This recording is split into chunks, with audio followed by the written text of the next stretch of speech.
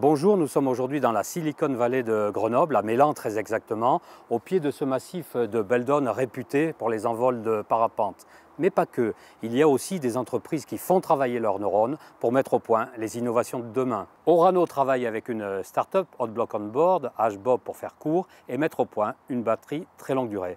Je vous propose d'aller découvrir tout ça.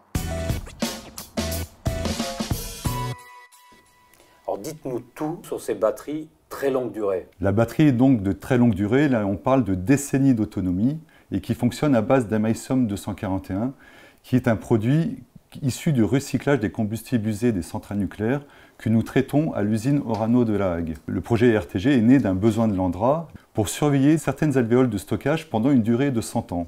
L'objectif de RTG sera d'alimenter pendant toute cette durée un réseau de capteurs et ceci de manière autonome à 500 mètres sous terre.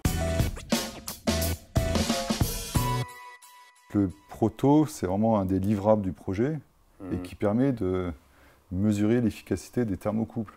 Le projet réunit plusieurs partenaires, déjà Orano, acteur industriel, Hotblock On Board, à qui est confiée la définition et la fabrication de la pièce maîtresse du RTG, le CNRS Université de Lorraine, qui nous assiste en tant que garant technique et scientifique. L'Andra participe au projet à la fois en tant qu'opérateur de l'État, financeur du projet et également en tant qu'expert technique. Cette association de compétences va vers le même objectif, étudier la faisabilité technique de RTG tout en valorisant une matière, l'amérium 241, inutilisée aujourd'hui et qui est présent à l'usine Orano de La Hague. Avec au centre, en rouge, la source en amérium 241, autour les convertisseurs thermoélectriques en dégradé de couleur.